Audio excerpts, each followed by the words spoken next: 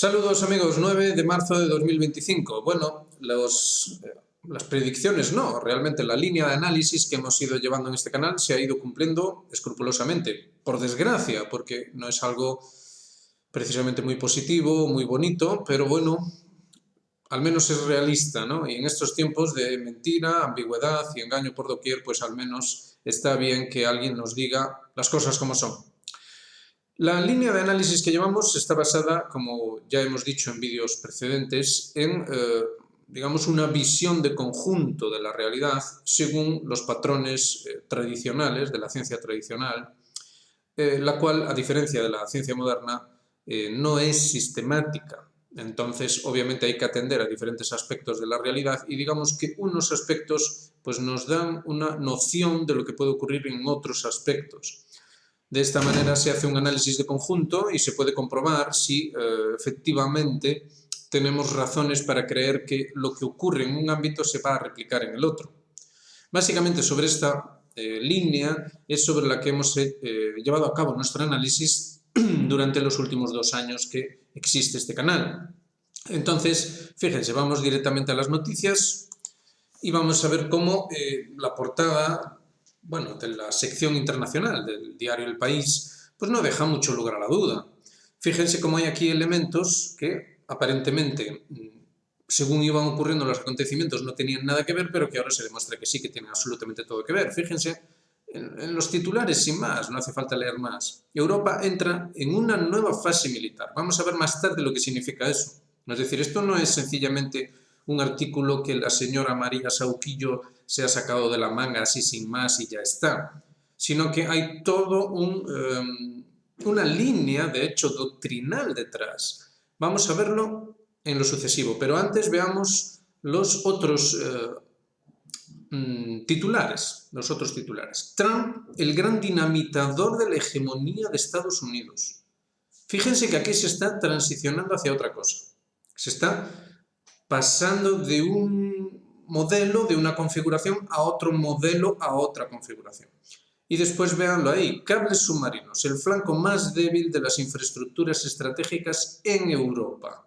Se hace referencia explícita a Europa. Los cables, llevan ya meses diciéndonos que, se ha cortado un cable en el Báltico. Hoy, vaya, hay problemas aquí o allá. ¿Recuerdan cuando también se habló de corte de cables en el Mar Rojo? Ayer mismo hacíamos referencia a ese ultimátum que han lanzado los hutíes a Israel de 4 días, ya solo quedan 3, para que Israel cumpla lo que habían acordado con Hamas y que, de otro modo, pues los hutíes volverán a actuar en el contexto del Mar Rojo. Se habló en su día de que los hutíes habían cortado cables en el Mar Rojo. En el Báltico, también se habló en el Mediterráneo y se ha levantado mucha preocupación en torno a esto. Bueno, ¿qué puede significar todo esto? Vamos ya directamente a lo que es realmente serio y grave, puesto que aquí ya no es una opinión, ya no es un artículo que alguien escribe porque tiene una ocurrencia o algo así, sino que ya es una línea doctrinal, como mínimo diplomática, pero vamos a ver que también estratégica.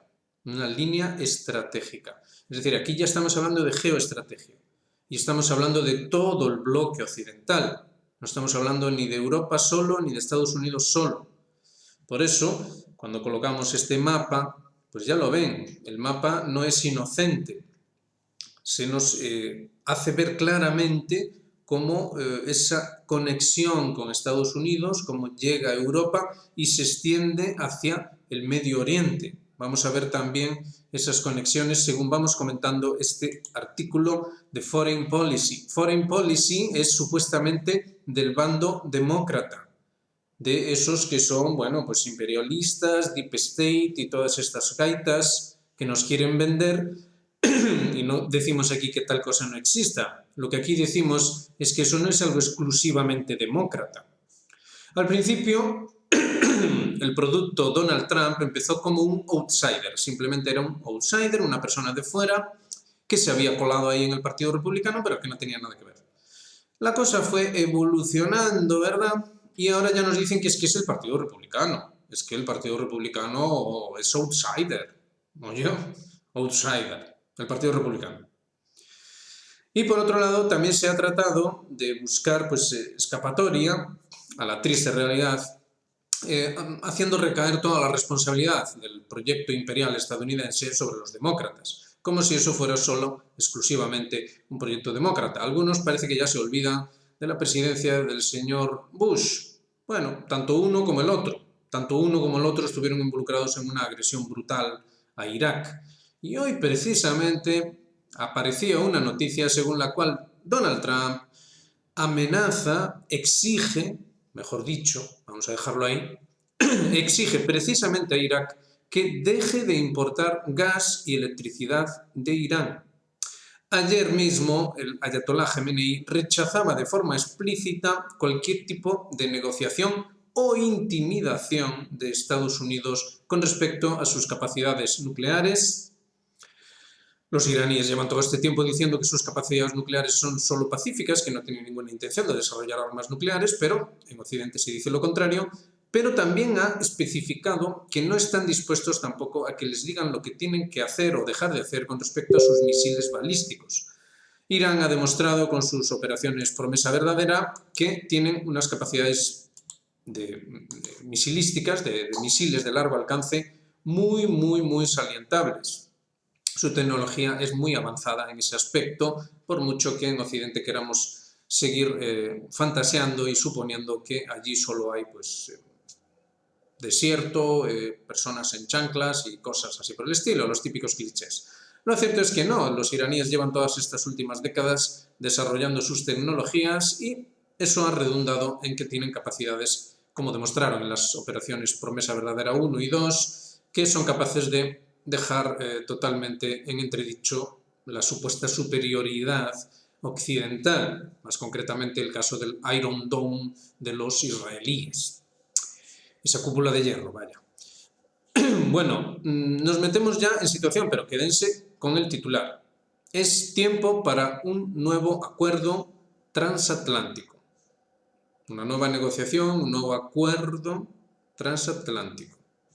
Es decir, ¿recuerdan cuando aquí decíamos, ojo, porque aquí lo que están haciendo es tratando de reconfigurar también a la propia OTAN?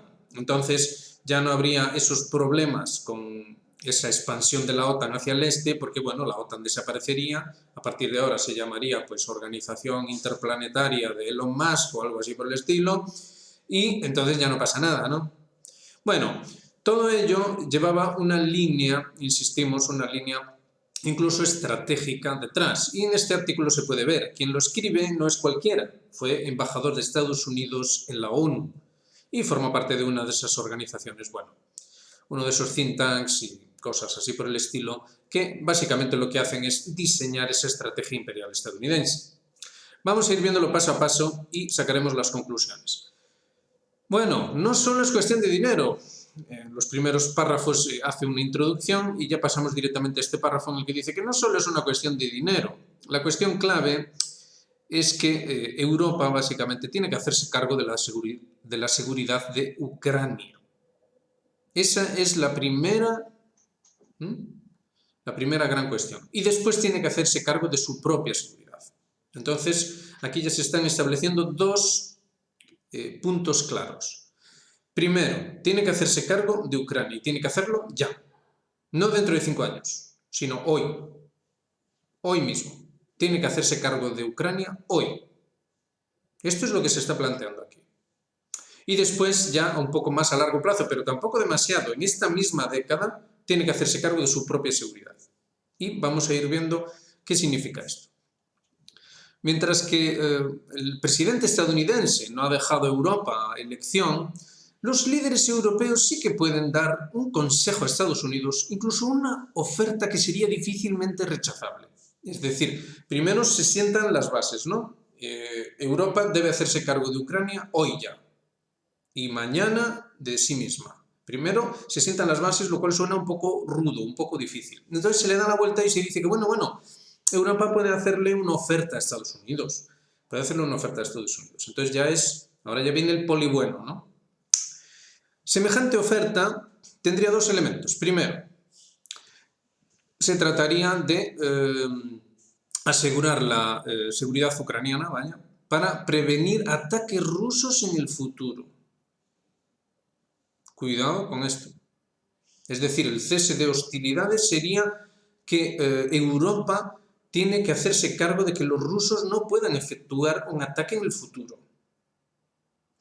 Y segundo, una hoja de ruta, una contemporización del tránsito de todo lo que es la cuestión de la defensa europea sobre, bueno, esos países de la Unión Europea, esos países de la OTAN. Es decir, hacerse cargo de eso. Entonces, esta sería la oferta que Europa le haría a Estados Unidos. Se haría cargo de los rusos, esto es lo que dijimos en este canal todo este tiempo. Lo dijimos ya hace mucho tiempo. Dijimos que se pasaría del apoderado Ucrania al apoderado Unión Europea o OTAN europea, no OTAN incluyendo a Estados Unidos. Esta es la gran super idea. Europa se tiene que encargar de frenar a los rusos y además tiene que encargarse de su propia seguridad en lo sucesivo. Todo alto y claro. Entonces, mientras muchos nos seguirán diciendo, como había ocurrido en la primera legislatura de Donald Trump, que no, es que Donald Trump está jugando al ajedrez 4D. Mientras nos están diciendo esto, en realidad la línea estratégica es la misma, es exactamente la misma que la línea estratégica de Biden. Es importante que entendamos esto. Es exactamente la misma línea estratégica. Es exactamente la misma línea estratégica que coincide con la doctrina Wolfowitz. Evitar que Europa por sí misma tenga capacidades. Lo vamos a ver ahora más adelante, porque si ustedes creen que este plan que se nos presenta aquí es para que Europa sea soberana, se equivocan por completo. Es exactamente la misma línea estratégica que de hecho llevó a la destrucción de Nord Stream. Eso sí hubiera dado capacidades soberanas a Europa. Pero eso está roto. Entonces hay que conseguir que Europa siga enfrentada al máximo nivel con Rusia, porque si no es así, entonces Europa sí tendría capacidades soberanas. Y de lo que se trata es de la doctrina Wolfowitz, una doctrina Wolfowitz combinada con la doctrina Rumsfeld-Zebrowski del Oriente Medio. Pareciera que no tiene nada que ver, ¿verdad? Porque una cosa es Europa y otra cosa es el Oriente Medio. Tiene absolutamente todo que ver, absolutamente todo que ver. La desestabilización del Oriente Medio implica desestabilización en Europa y viceversa. Y esto lo hemos visto precisamente a través de ese actor clave que es Turquía. Turquía acaba también de hacer ciertos movimientos que, bueno, deberían dejar poco lugar a la duda. Mientras se denuncia por parte iraní, la Guardia Revolucionaria iraní acaba de lanzar un comunicado según el cual Israel estaría preparando una operación a gran escala en el sur de Siria. Atención a esto. Los turcos, por su parte, siguen preocupados y hablan incluso de intervenir incluso pues, en Irak, el mismo Irak donde Donald Trump ahora dice que Irak no puede importar ni energía, o sea, ni gas, ni energía eléctrica de Irán. Obviamente aquí se están moviendo todos los elementos de desestabilización de todo ese gran Medio Oriente, o Medio Oriente ampliado, como dicen ellos, en consonancia con el teatro de operaciones europeo. Un teatro de operaciones europeo en el cual Europa tiene que esforzarse, tiene que ocuparse, pero ojo, dentro de la estrategia imperial. Dentro de la estrategia imperial. Esto no significa que las élites europeas sean unas pobres víctimas que, ay, la estrategia imperial de Estados Unidos nos la están imponiendo. No, no, no. Aquí no estamos diciendo esto. Parece que algunas personas se confunden y creen que estamos diciendo esto. No. Las propias élites europeas quieren eso. Quieren un imperio conjunto dirigido por esa línea estratégica de Estados Unidos. Eso es lo que se quiere aquí. Es lo que se busca. Entonces, no es de extrañar que haya relaciones entre la destrucción de Nord Stream y Estados Unidos o la destrucción de Nord Stream y Alemania o Francia. No tiene nada de sorprendente ni de extraño. Se trata de llevar a cabo un tránsito que debe ser consensuado, es decir, la gente no debe darse cuenta. ¿Por qué? Porque obviamente, vamos a verlo ahora, redundará en cosas muy negativas a nivel popular, especialmente en Europa. Con lo cual, esto es todo un proceso desde diferentes puntos de vista que se va viendo paso a paso. Para apoyar las negociaciones del fin de guerra en Ucrania, Europa debe estar de acuerdo con desplegar cuatro brigadas acorazadas completas, respaldadas por una robusta fuerza aérea, es decir, con apoyo aéreo, 4 brigadas acorazadas completas con apoyo aéreo y otras cosas accesorias, ¿no? Como por ejemplo, pues eso, defensas aéreas con misiles, lanzamiento de misiles. Ojo, porque en Alemania ya se ha hablado de que se favorecería el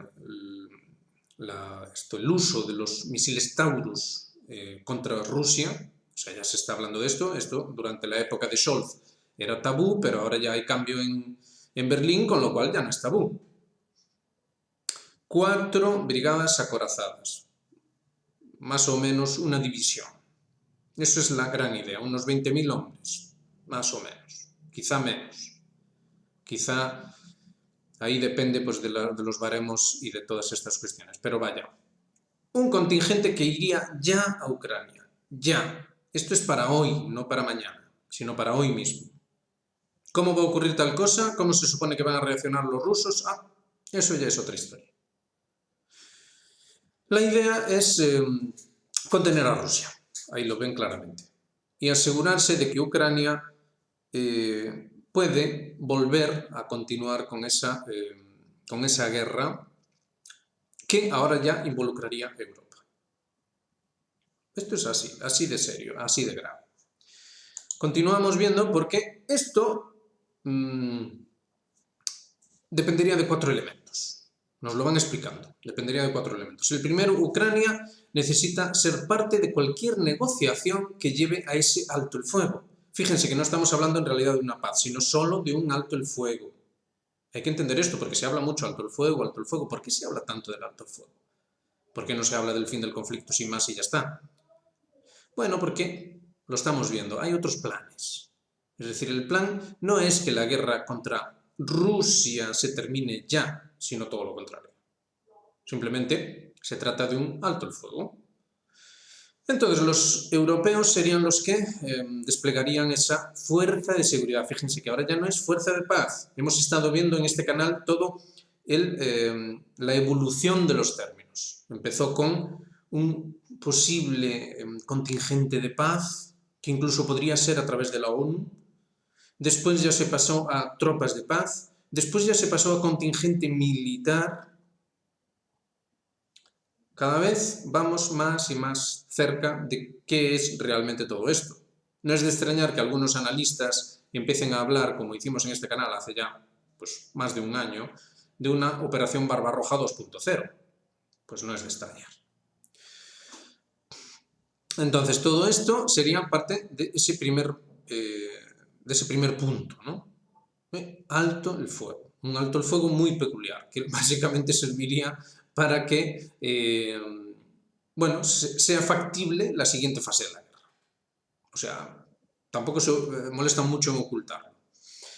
Segundo, las capacidades militares ucranianas, que por cierto, esto es lo que habría convencido al régimen de Kiev. Es decir, obviamente esto siempre es un juego de espejos, un juego de mareo para que la población, la opinión pública, como le llaman, no se dé cuenta de que va todo esto. Y que tampoco se dé cuenta, digamos, una opinión pública concreta, por ejemplo, la ucraniana o algo así por el estilo. Es decir, la idea en realidad es seguir la guerra, solo que ahora hay que hacer un paripé como que de que se quiere la paz, pero en realidad lo que se quiere es la guerra. Y es así como va todo esto. Entonces, el segundo punto, recuerden que eran 4 elementos, ¿no? 4 elementos para que esa propuesta que Europa le presentaría a Estados Unidos sea estupenda y que cuaje con la voluntad imperial. La segunda sería que las capacidades militares ucranianas no se viesen constreñidas por ningún acuerdo o negociación con Rusia. Es decir, esto es, digamos que tomar las condiciones rusas, darles la vuelta y decirles, ahí tenéis rusos, la paz, firmad. Es tremendo, pero es así. Ese sería el segundo punto. Más allá de esto, el apoyo occidental a Ucrania debería ser sin restricciones. Lo cual, de facto, implica una guerra con Rusia, ¿no? A ver, a estas alturas ya lo vamos entendiendo. Por eso el señor Macron hizo ese discurso tan raro, ¿no? A algunos le sonó raro. Bueno, ya no es raro, porque de facto ya estamos en guerra con Rusia, si atendemos estas cosas. Y si atendemos a lo que el día 6 la Unión Europea aprobó, dentro de toda la retórica, ¿no? Que ustedes dirán. Bueno, pues eso, que no podría haber restricciones de la ayuda occidental, a Ucrania. Y aún por encima lo dice, y dice que un contingente militar, un ejército ucraniano, es una condición, o sea, un ejército ucraniano creíble, además dice, es una condición para una paz duradera. Es decir, justo lo opuesto de lo que dicen los rusos. Los rusos han dicho claramente que un ejército creíble ucraniano es precisamente guerra, que obviamente volvería otra vez a producirse. Tengamos en cuenta que los ucranianos no reconocen ninguna de las anexiones rusas, ni la de Crimea, ni la de las otras 4 repúblicas, ni se ha hablado siquiera de nada de esto.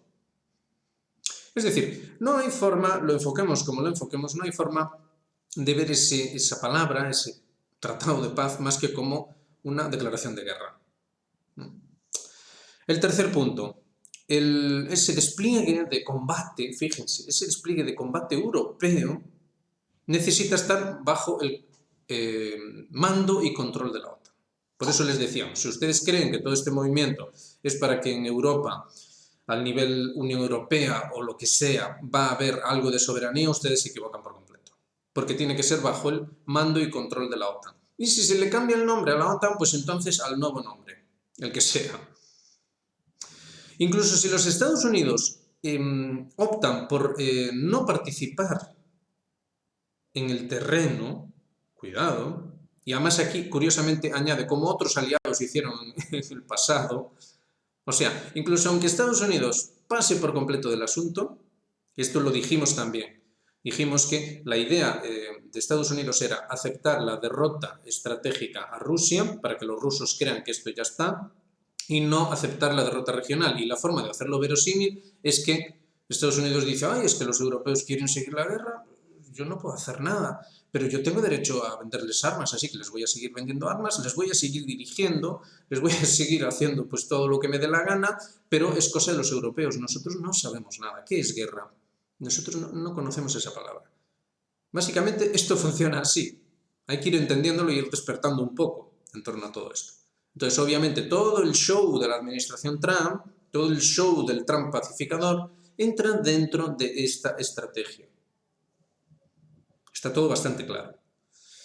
Insistimos, esto es un artículo de un antiguo embajador de Estados Unidos en la ONU en la publicación Foreign Policy. Entonces, bueno, tendríamos eso, que Estados Unidos estaría al mando, aunque no esté allí, pero estaría al mando. Entonces, la mayor parte de los militares europeos serían entrenados, equipados y operarían en combate como parte de la OTAN o incluso como operaciones lideradas por Estados Unidos, especialmente en entornos, pues, complicadillos. Entornos complicadillos. Incluso lo dice claramente. Es decir, estaríamos hablando de ese ejército europeo financiado con dinero europeo, de los pagafacturas, de los pagaimpuestos europeos, pero bajo dirección estadounidense. Bajo dirección estadounidense para la confrontación con Rusia. Es el gran plan, amigos. Esta es la gran cosa. El proyecto europeo de paz, que al final resultó ser el proyecto europeo de guerra, en realidad no era más que para esta cosa tan bonita, tan preciosa, que es continuar lo que había quedado pendiente en la Segunda Guerra Mundial. ¿Verdad? Como aquello no salió bien, pues vamos a intentarlo. Ahora ya pasaron 80 años, ya está todo olvidado, vamos a intentarlo otra vez, a ver si esta vez sí que sale. Y si no, pues otra vez, dentro de otros 20, 30, 40 años. Este es el gran plan. Esto es la civilización. Buena civilización esta. Ay, en fin, bueno, esto es la gran superidea y la cosa continúa. Esto era el tercer punto, ¿no? Claro, las fuerzas europeas en Ucrania requerirían acceso al mando y control de la OTAN, y cosas de inteligencia, etcétera, etcétera. Sí, sí, pero todo controlado desde Estados Unidos, a ver si se van ustedes a pensar. No vaya a ser. Entonces, esto que era el colmo del disparate, ¿no? De que no, pero la Unión Europea no va a ir a la guerra con Rusia, hombre, si eso es un disparate. Bueno, pues ya ven ustedes qué disparate es. A estas personas no les parece ningún disparate en absoluto. Y finalmente, el cuarto punto, Estados Unidos tendría que permanecer apegado al artículo 5 de la OTAN. Entonces, aquí ya se entiende la salida de tono de la señora Meloni. Claro, obviamente, estas directrices los líderes europeos ya se las saben al pie de la letra. No necesitan leer Foreign Policy, ¿no? Si ya, esto ya lo saben, es lo que hablan en sus reuniones. Entonces, claro, como ya lo sabía, la señora Meloni dice, hombre, pues podríamos meter a Ucrania en el artículo 5. Porque, claro, Estados Unidos tiene que mantener totalmente comprometido con el artículo 5 y con la defensa de Europa, en caso de un ataque armado contra cualquier miembro de la OTAN. Es decir, esto es gracioso en grado sumo, ¿no? La gran idea de Meloni entonces consiste en que, bueno, básicamente ya se conoce todo esto y dice, hombre, pero ¿por qué no lo hacemos ya más rápido todo? ¿No? ¿Para qué disimular tanto? Lo podemos hacer más rápido y así ya, pues ya está, ya tenemos la fiesta, ¿eh? Ya tenemos la fiesta hecha.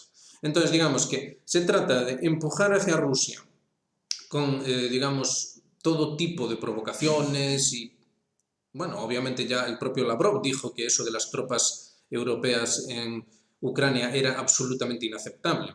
Entonces, poco a poco se van haciendo esas provocaciones, es como lo que decíamos de los aviones volando en Ucrania, se van haciendo las provocaciones hasta que en algún momento ocurra algo que ya precipite todo. Entonces ahora ya se activa el artículo 5, ay amigo. Se activa el artículo 5, entonces ahora vais los europeos. Uy, ¿cómo es que vamos los europeos? ¿Y Estados Unidos no va? No, no, amigo, no. Tú no has entendido. Tú no has entendido, amigo. A ver, te lo explicamos. Europa le hace una oferta a Estados Unidos. Y Estados Unidos dice, ay, me haces una oferta. Ah, estupendo. Pues entonces, bien, pues vamos a hacer tu oferta. Y entonces si se dispara el artículo 5, por eso la señora Meloni habló, ah, no, entonces se encargan los europeos. Ah, pero nosotros somos los que mandamos. O sea, la estrategia es la nuestra. El mando es el nuestro, el control es el nuestro. Pero la guerra vais vosotros, hombre, si fuisteis vosotros los que hicisteis la propuesta, ¿no os acordáis de la oferta que nos hicisteis? Uf, a nosotros nos parecía un poco difícil, pero dijimos, venga, vamos a aceptar la oferta. Así es como se hacen estas cosas. Y lleva siendo así durante toda la historia de la modernidad, especialmente en las últimas guerras mundiales. Lo que precedió a las últimas guerras mundiales fue exactamente este tipo de movimientos, este tipo de juego de espejos que no permiten ver con claridad cuál es el motivante, qué es lo que empuja. Digamos que hay una línea directriz, hay una estrategia, pero, ay, no sé, es que como yo te hice esa oferta, ay, ya, pero es que como tú firmaste ese acuerdo conmigo, entonces es como que no se sabe quién lo hace. Entonces es como que acaba ocurriendo todo por casualidad, ¿no?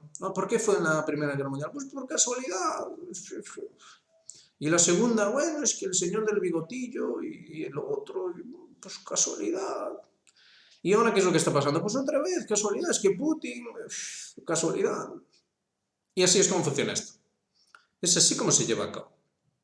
Es una suerte de mezcla entre Ventana de Overton, las fases de Bezmenov.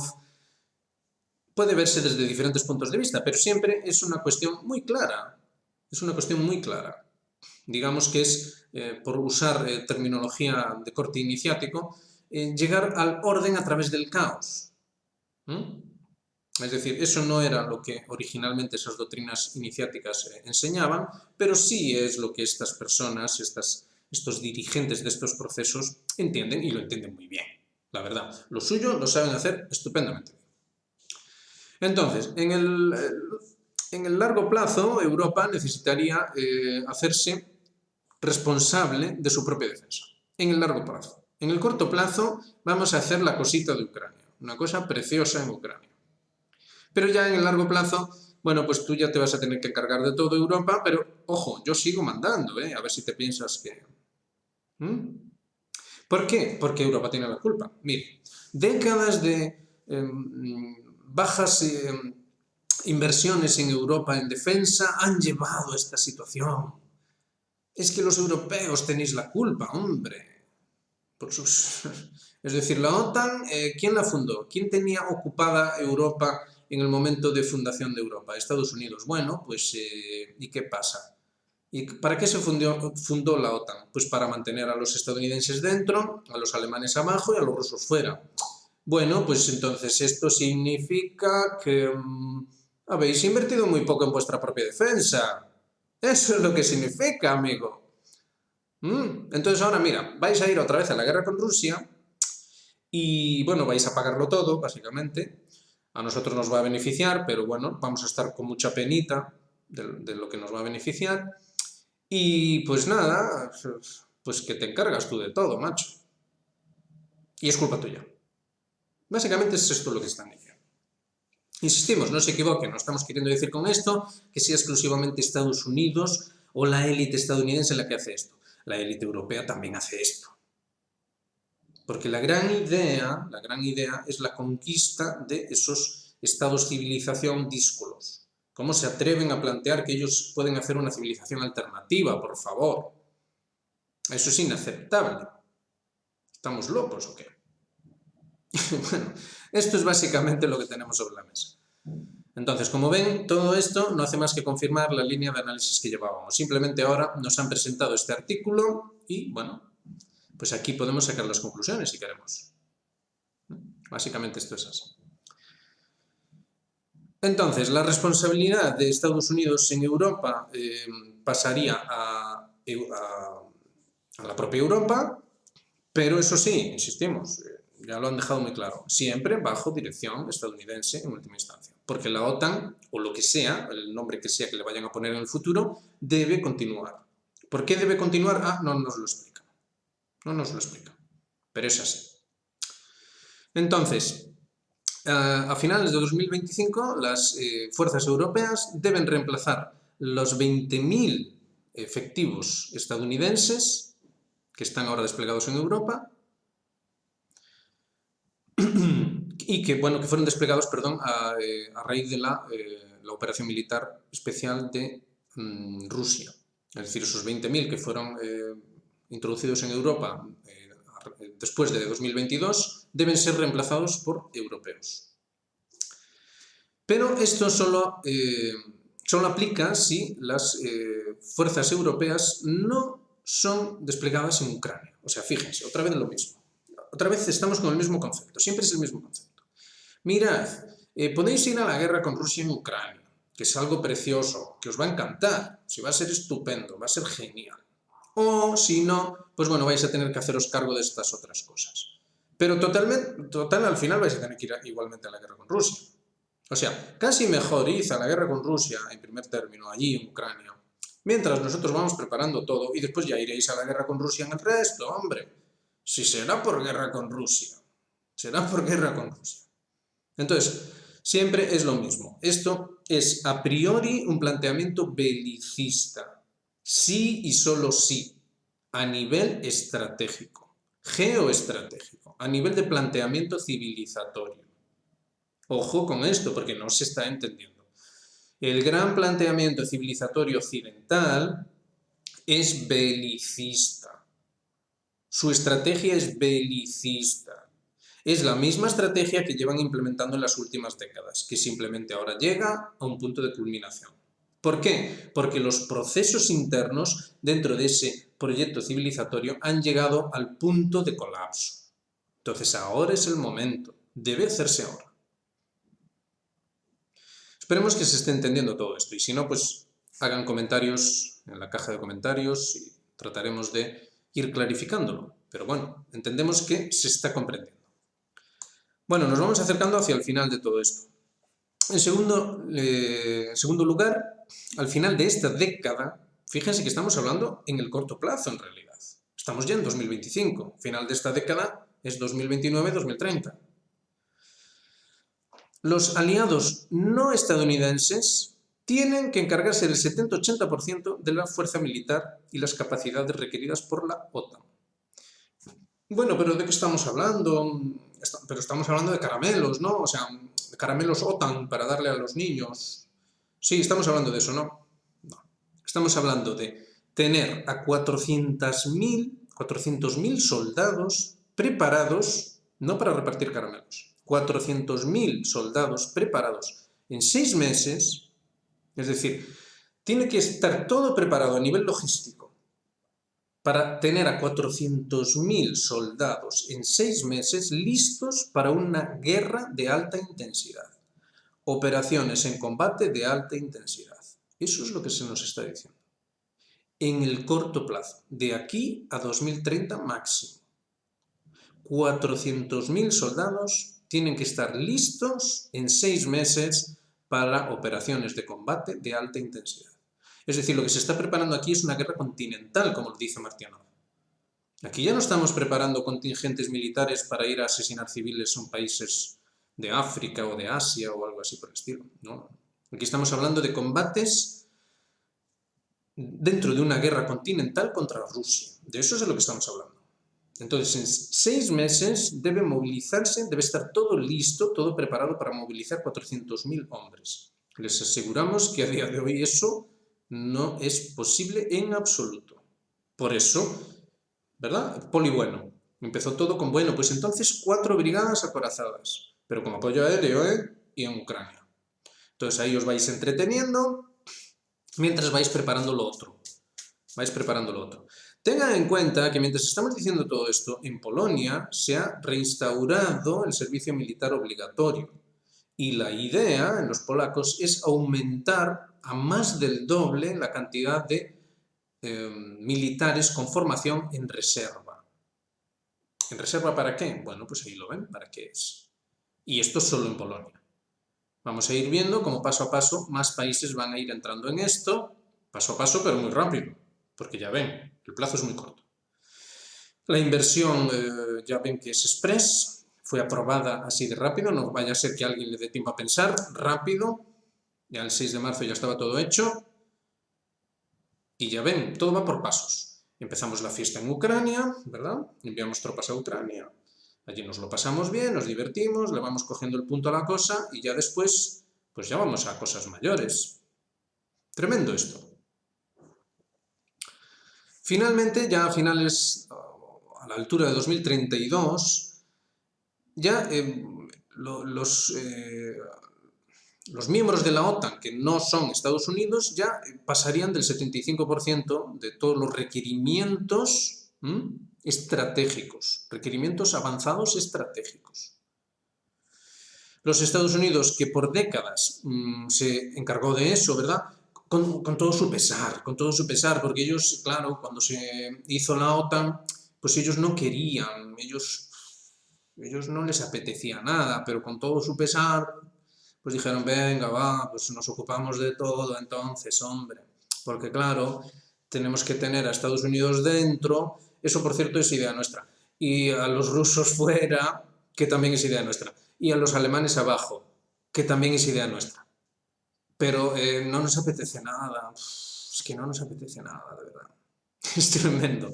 Esto es un nivel de... Si no se le pone sentido del humor, ustedes dirán. La OTAN es una creación anglosajona de entre Estados Unidos y los británicos, dentro del contexto que hemos dicho aquí de Churchill y el telón de acero, de confrontación con Rusia, de confrontación en aquel momento con la Unión Soviética. Es un invento 100% anglosajón, británico, estadounidense, para, según la declaración del fundador, de hecho, de la OTAN, Ismay Hastings, mantener a los estadounidenses dentro, ya estaban dentro, habían entrado en 1944 para derrotar a las tropas alemanas, a los rusos fuera, y por eso era lo del telón de acero, es decir, no había que permitir que los rusos tuviesen ninguna influencia más allá de ese telón, y a los alemanes abajo. Bueno, entonces ahora no, ahora vienen y nos dicen, es que los europeos no habéis hecho los deberes, hombre. Nosotros aquí sufriendo, pasándolo fatal por vuestra culpa. Es tremendo. Es como para tomárselo la broma, porque si no, ustedes dirán. Entonces, bueno, esta es la gran cosa, ¿no? Es la gran idea. Los europeos se tienen que encargar de todo. Y bueno, pues nada, ya lo ven. Finalmente Washington necesita afirmarse como que continuará proveyendo el tuétano de la OTAN. Es decir, el núcleo central de la OTAN va a seguir siendo estadounidense a través de la contención nuclear, la disuasión nuclear. Era el último chiste, era el chiste que faltaba. Faltaba ese chiste. Hay amigos europeos. Una cosilla que se nos había olvidado. Amigos europeos, mirad, no solo os vais a tener que encargar del desastre ucraniano, no solo vais a tener que encargaros del siguiente desastre, sino que además vais a ser el campo de pruebas nuclear. Nosotros vamos ahí a mandar nuestras armas nucleares en territorio estadounidense. No, hombre, que eso quedaría muy feo. O sea, no, pero en Europa sí, ¿no? O sea, en Europa os gusta eso. A vosotros os gusta eso. Fíjense, aún dice más, que era lo que estábamos diciendo estos días acerca de esa posición más que sospechosa de ese Macron nuclear, nuestro Macron nuclear, que decía que tenía sus capacidades autónomas y que, claro, eso era una forma estupenda de que, efectivamente, Europa pudiese ser un campo de pruebas sin que Estados Unidos sepa nada, ¿no? ¿Qué es nuclear? ¿Nuclear? Nosotros no sabemos nada de eso. Eso es cosa de los franceses, amigos rusos. Pónganse ustedes las botas. Entonces, dentro de todo este contexto, ¿qué es lo que tenemos? Tenemos que, aunque Estados Unidos sigue dirigiendo todo el circo, todo el show, todo el teatro, eso sí, pues eso, ya que Europa tiene pues algunas fuerzas y cosillas, ¿verdad? Pues nada, que son para apuntalar esa disuasión nuclear, pero nosotros no tenemos nada que ver, O sea, nosotros mandamos armas nucleares de las nuestras a Europa, pero porque nos obligan los europeos. Los europeos tienen sus propias armas nucleares, pero aunque nosotros las dirigimos, aunque nosotros tenemos el control de todo el cotarro, de toda la línea estratégica, nosotros no sabemos nada. Así que, señores rusos, si ocurre algo, se ocupan los franceses, por ejemplo, y todos los europeos en general, ¿no? Que la fiesta sea para todos. Así, hasta este punto hemos llegado. Es lo que llevamos diciendo estos 2 últimos años. Esto era la idea, esto era la estrategia, y eso es lo que se está siguiendo a pies juntillas. Eso es lo que tenemos. Y ya por fin termina el artículo, ¿no? ¿Recuerdan el título? Es hora de una nueva negociación transatlántica, y entonces ahí tenemos el párrafo final. Es tiempo de de un nuevo acuerdo, de una nueva negociación, de una nueva organización transatlántica. Una en la que los europeos se hagan cargo de la seguridad del continente y donde Estados Unidos empodere y haga posible que Europa lo haga. ¡Qué bonita frase! ¡Guau! ¡Qué preciosidad de frase! Es precioso. Lo que pasa es que ustedes no lo están entendiendo. No están entendiendo la bondad del pacificador Trump y del otro y de la freedom que nos decía J.D. Vance, ¿verdad? El freedom y la democracy. Es que ustedes no están entendiendo lo preciosa que es esta música. Ustedes no saben rock and rollear. La Casa Blanca, hombre, la Casa Blanca, podría no estar pues, de humor, ¿verdad? Para aceptar pues todas estas cosillas, pero esto es lo que es y hay que hacer una relationship. Hay que hacer una relationship, no special es solo para los británicos. Los británicos no van a tener aranceles, porque esa relationship es especial. Pero una Atlantic relationship, esa sí que nos gusta. Entonces ahí sí que ya va a ir todo bonito y todo precioso. Aunque la Casa Blanca no esté de humor. Si no está de humor, pues se fastidian ustedes. Y si sí que está de humor, se fastidian ustedes. En fin, no vamos a insistir más en esto porque si no nos vamos a poner un poco ya turuleques. Esto es la situación, ya viéndolo de forma más seria, es la situación que tenemos. Si tenemos una desestabilización clara en el Medio Oriente, no se equivoquen, es dentro de este contexto, porque la estrategia no es solo europea, es una estrategia mundial. Por eso tenemos también esos movimientos dentro de ese teatro de operaciones extremo oriental, que todavía no se ha abierto, esperemos que nunca llegue a abrirse, por supuesto, pero que la idea es abrirlo, abrir ese otro teatro de operaciones dentro de una estrategia general que se, digamos, escribe por encima de las ideas que ya venían del siglo XIX y que estaban, de hecho, expresadas en las elaboraciones de, por ejemplo, Mackinder y esa toda esa conceptualización acerca de la isla del mundo, etcétera, etcétera. Es decir, el control en última instancia mundial sobre una base civilizatoria pretendidamente universal, pero entendiendo ese universal no como una esencia común de todas las sociedades humanas que se encuentran en el origen, no señor, sino como imponer el criterio, es decir, imponer todo el punto de vista, todo el planteamiento occidental a todo el planeta, quiera o no, porque es una cuestión mesiánica.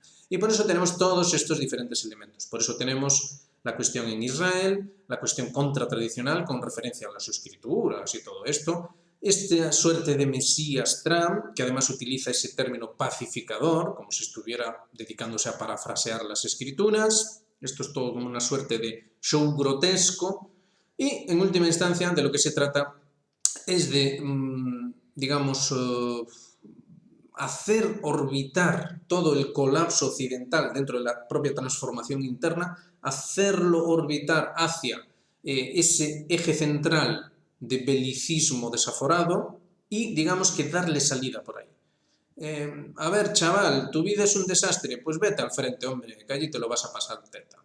Te lo vas a pasar de perlas. Y vas a hacer que Estados Unidos sea grande de nuevo o lo que demonios sea que se diga en Europa. ¿Qué demonios se dice en Europa? ¿Que vaya a ser grande? No. ¿Que van a hacer que Estados Unidos sea grande? Vale, pues eso. Amigo europeo, puedes hacer que Estados Unidos sea grande de nuevo. O lo que demonios sea. O irse a Marte. O vaya usted a saber. No olvidemos que después de todo Marte tiene esa referencia bélica, ¿no? Entonces, pues tampoco es que digan mentira después de todo, ¿verdad? Nos vamos a Marte. Nos vamos a Marte. ¿Y de qué manera? En fin, ya saben, hagan me gusta, suscríbanse, activen notificaciones, háganse miembros de Geopolítica Actual, traten de ir un poco más allá, traten de hacer ese esfuerzo intelectual, porque es lo que marca la diferencia a la hora de simplemente actuar, aunque sea a nivel individual. Hay una gran diferencia entre comportarse según esta línea directriz o tomar responsabilidad y hacer las cosas de la manera que por lo demás sabemos que es correcta. Sabemos perfectamente que una nueva guerra mundial no es correcto a ningún nivel. No tiene más lógica ni más sentido que poner en obra los disparates, los delirios de personas que sencillamente se creen ellos mismos dioses. En fin, nos vemos en la próxima. Pasen un buen domingo y, por cierto, nos olvidamos. Ayer fue el Día Internacional de la Mujer, así que un saludo muy especial para las mujeres, que sabemos que son muchas, que siguen el canal. Venga, nos vemos en la próxima. Un saludo muy grande.